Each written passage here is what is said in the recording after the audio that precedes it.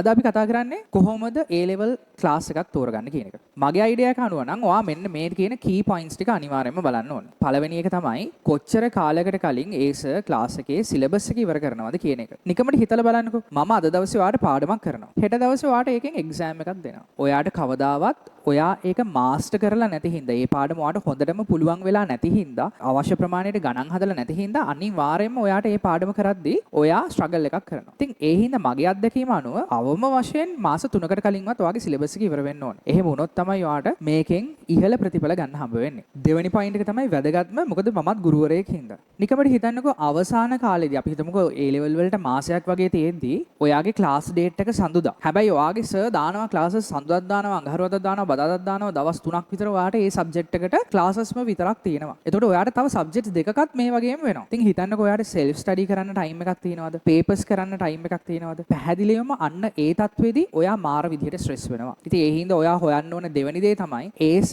අනවශ්‍ය ලෙස extra classes දානවා. තමන්ගේ ක්ලාස් ඩේට් එකේ උදේවරුේ ඔය නිවාඩු තියෙන දවසක ක්ලාස් එකක් දාන එක නෙමෙයි මම මේ කියන්නේ. නමුත් වෙනත් දවස් අරගෙන එක්ස්ට්‍රා ඩේට්ස් දානවා කියලා කියන්නේ ඔයාට ඒක අනවශ්‍ය ස්ට්‍රෙස් එකක් වෙනවා. ඉතින් ඒ හින්දා ඒක ඔයා අනිවාර්යයෙන්ම අවොයිඩ් කරන්න ඕනේ. තුන්වෙනි පොයින්ට් එක තමයි ඔයා ඒසර්ගේ රිසල්ට්ස් හොයලා බලන්න ඕනේ. ඒසර්ට ඇත්තටම හැකියාවක් තියෙන්න ඕනේ AB percentage එක වැඩි කරන්න වගේම රෑන්ක්ස් දාන ළමයි කීප දෙනෙකුත් ඒ ක්ලාස් වලින් බිහි කරන්න. ඒ වගේම ඕගොල්ලන්ට නොපෙනෙන තව දෙයක් මම කියන්නම්. ඒ වගේම ඕගොල්ලන්ට හොයලා බලන්නම වෙනවා. ෆේල් රේට් එක ඒසර්ගේ කොච්චරක්ද කියන එක. මොකද ඔය ෆේල් රේට් එකෙන් තමයි ඔයාට ඩිසයිඩ් කරන්න පුළුවන් ඇත්තටම මෙහෙමනේ අපි හිතලා 10 දෙනෙක් ඉන්න ක්ලාස් එකක ළමයි 20ක් A අරගෙන 600ක් විතර ෆේල් වෙනවා නම් S ගන්නවා නම් අන්න එතන ලොකු ප්‍රශ්නයක් තියෙනවා. ඒ කියන්නේ මම නම් දකින විදිහට රිසල්ට්ස් ජෙනරේට් කරන්න තියෙන හොඳම ඔප්ෂන් එක තමයි ඉන්ඩිවිජුවල් ඇටෙන්ෂන් කියන එක. ඇත්තටම ලොකු ක්ලාස් එකක ඉන්ඩිවිජුවල් ඇටෙන්ෂන් දෙන්න අමාරුයි. ඒකට වෙනත් උපක්‍රම අපි ක්ලාසස් වල භාවිතා කරනවා. ඒකට ඉන්ස්ට්‍රක්ටර් පැනල් එකක් දාලා ඒ ළමයින්ව චෙක් කරලා බලනවා. ඊට අමතරව නිතර රෙගියුලර් එක්සෑම්ස් තියලා ඒගොල්ලන්ගේ ලකුණු තත්ත්වය පරීක්ෂා කරලා බලනවා. අන්න ඒ විදිහට හොඳ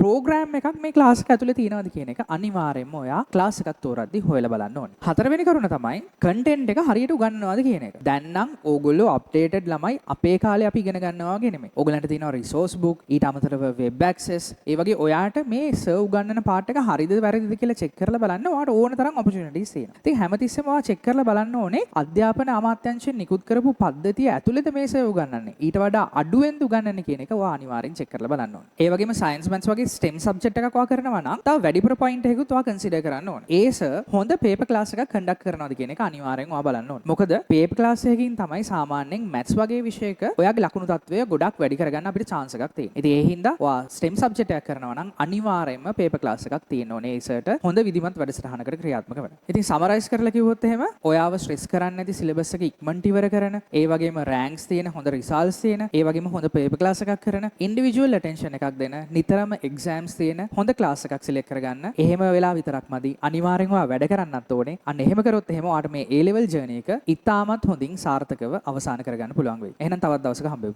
ලංකාවේ විධිමත්ම කම්බයින්ඩ් මැත්ස් පාඨමාලාව සුධීර පීරිස්